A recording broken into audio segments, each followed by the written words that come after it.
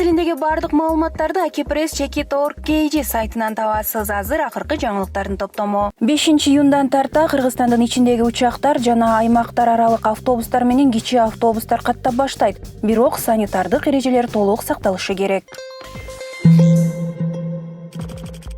Бүгүн жогорку сот мурунку ички иштер министри Молдомуса Конгантиевди актады. Буга чейин Бишкектин 1-май райондук соту жана Бишкек шаардык соту дагы ушундай чечим чыгарган болчу.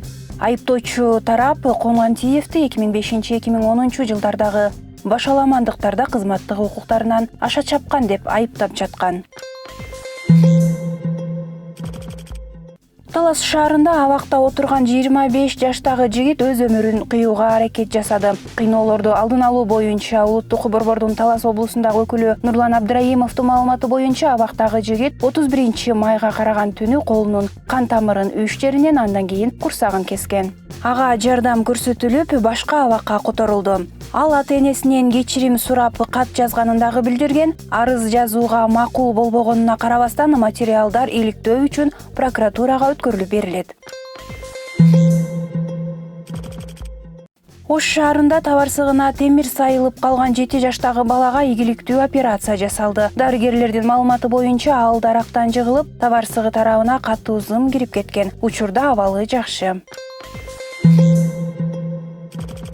Тоң районунун Алабаш айылында кулунга операция жасалды. Анын абалы оорлогондо жайлоодон айылга жеткирилген, азыр абалы жакшы болуп калды. Кулун уктап атат.